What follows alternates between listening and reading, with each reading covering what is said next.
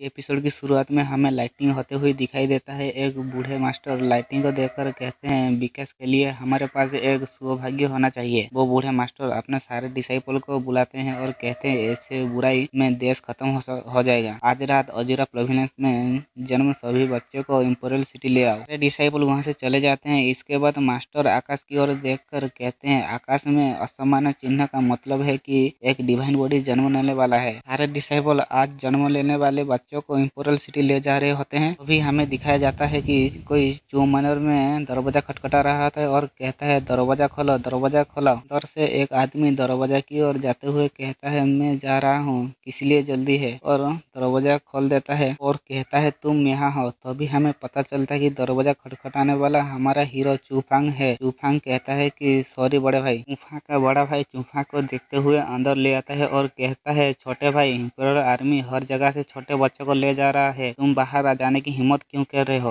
कहता है, बड़ा भाई, मैं पहले ही बहुत बड़ा हो चुका हूँ, वो मुझे दूर नहीं ले जाएंगे। चूफैंग का बड़ा भाई दरवाजा बंद कर देता है और कहता है, वापस बात करने की हिम्मत के अलावा तुम इस तरह गंदे क्यों हो। चूफैंग कहता है, आप इस पर विश्वास नहीं करोगे, लेकिन मेरे ऊपर बिजली गिरा था, उसके वजह से ऐसा हुआ। 5 साल के बाद हमें दिखाया जाता है कि अजूरा प्रोविंस अजूरा ड्रैगन शेड के बाहर बहुत सारे लोग खड़े होते हैं। तभी वहाँ चूफैंग को दिखाया जाता है कि जो कि सबको कहता है अजूरा ड्रैगन शेड और एप्लीकेशन नहीं ले सकता है। अभी एक आदमी चूफैंग को कहता है, ये क्या एटीट्यूड है, क्या तुम जानते हो कि मैं किसका बेटा हूँ। चूफैंग कहता है, मुझे माफ कर दो, अब बहुत देर हो चुकी है और स्कूल बंद हो गया है, कल वापस आए। वो आदमी गुस्से से कहता है, कल वापस आना, क्या तुम्हें लगता है कि मैं बेवकूफ हूँ, आज आखिरी दिन है। उस आदमी के बगल में एक लड़का गुस्से में कहता है, ये सही है, अगर अजूरा ड्रैगन सेट की भर्ती को याद करते हैं तो हमारे पास अगले साल कोई मौका नहीं होगा। चूफैंग कहता है, मैं एक आउटडोर डिसेबल हूँ, मैं रूल नहीं चेंज कर सकता। वो आदमी चूफैंग का कॉलर पकड़ के कहता है, आउटडोर डिसेबल, क्या तुम जानते हो मैं कौन हूँ। एक लोनली आउटडोर डिसेबल ने मुझसे इस तरह से बात करने की हिम्मत की। तभी पीछे से चोयू आके कहती है, ब्रदर फैंग, क्या आप मुश्किल में है, और उस आदमी को गुस्से से देखने लगती है। तभी वो आदमी चोयू के आंखों में देखकर घबरा जाता है और मन ही मन सोचता है, अजूरा ड्रैगन सेट का इनर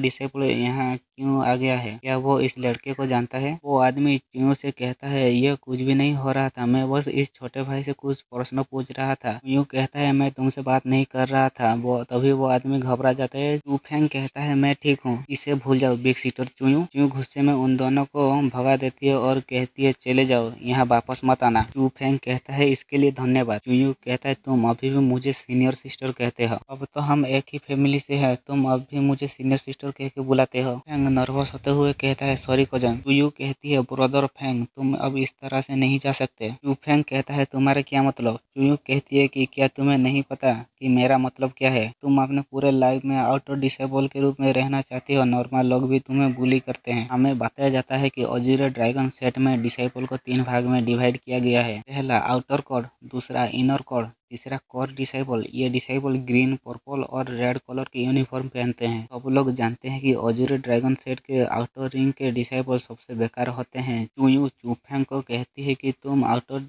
रिंग में और नहीं रह सकते, तुम करीब 5 साल से यहीं हो, क्या तुम इस तरह लोगों से बुली होना चाहते हो। चूफैंग कहता है, मगर इनर रिंग मुझे जाने के लिए टेस्ट पास करना होगा। चोयू कहती है, क्या तुम इस बार भी इनर रिंग टेस्ट नहीं देने वाले, या तुम अभी तक स्पिरिचुअल मटेरियल आर्ट रैंक 3 में नहीं पहुंच पाए। चूफैंग कहता है कि मैं सेकंड सन हूँ, मेरे भाई को कल्टीवेशन के लिए मुझसे ज्यादा स्पिरिचुअल रिसोर्सेज की जरूरत मुझसे ज्यादा होता है, इसीलिए मैं स्पिरिचुअल रिसोर्स को इस्तेमाल नहीं करता और मुझे कोई फर्क भी नहीं पड़ता। और मुझे कितना साल लगेगा। चोयू कहती है, तुम रैंक 3 में नहीं पहुंच पाए तो तुम टेस्ट पास नहीं कर सकते, तुम जितने भी कोशिश कर लो। चोयू एक पोटली देकर कहती है, ये लो और इसे रिफाइन करो, तुम्हें ये रैंक 3 में जाने में मदद करेगा। फैंग पोटली खोलकर देखता है कि वहाँ एक सैंड स्पिरिट हार्ब होता है। यह देखकर कहता है, हमारे जैसे जूनियर को 1 साल में एक ही मिलता है, ये बहुत महंगा है, मैं इसे नहीं ले सकता। एल्डर को भी केवल 30 स्ट्राइक मिलता है। सिस्टर चोयू, ये बहुत मूल्यवान है, मैं इसे नहीं ले सकता। चोयू कहती है, मैं जब तुम्हें ये दे रहा हूँ तो तुम इसे ले लो, मैं इसे वापस नहीं लूंगा। लोगों को सैंड स्पिरिट हार्ब देने के लिए। इस लड़के का नाम चूजन होता है। चूजन कहता है, सिस्टर चोयू, मैं अब 4th लेवल ब्रेक थ्रू कर दिया है, क्या आप मुझे सैंड स्पिरिट हार्ब दे सकते हैं। चोयू कहती है, चूजन, तुमने बहुत साल साल पहले लेवल 3 बैक थ्रो कर चुके हो। चूजन कहता है तुम सही कह रहे हो, लेकिन दुख की बात है कि वो ये नहीं चाहता और सेंट स्पिरिट हार्प को लेने की कोशिश करता है, लेकिन चूफेंग कहता है किसने कहा कि मुझे ये नहीं चाहिए। मैं इस सेंट स्पिरिट हार्प को उधार लूंगा, बाद की तारीख में मैं इसे दोगुने लौटा दूंगा। चूजन कहता है अगर तुम इसे ले ही रहे हो तो तुम इसे वापस क्यों करोगे। इस सेंट स्पिरिट हार्प को चूफेंग को देना बेकार होगा। चूफेंग कहता है चुयो, मैं इस साल की इनर डिसाइपल परीक्षा में भाग लूंगा। चूजन कहता है तुम इनर डिसाइपल एग्जाम पास कर सकते हो तो मैं तुम्हें इस साल का सेंट स्पिरिट हार्प दूंगा। हांग कहता है क्या तुम सच कह रहे हो। चूजन कहता है चुयो गवाह होगी, लेकिन क्या अगर तुम एग्जाम पास नहीं कर पाए तो। चूफेंग कहता है इस साल मुझे जो सेंट स्पिरिट हार्प मिलने वाला होगा वो तुम्हारा होगा। चुयो कहती है चूजन हम सब परिवार है, तुम चूफेंग के लिए परेशान क्यों खड़ी कर रहे हो। चूजन कहता है परिवार, 5 साल बीत गए, इसने अभी तक इनर डिसाइपल एग्जाम पास नहीं किया, वो हमारे परिवार के लिए अपमान है। चूजन कहता है पूरे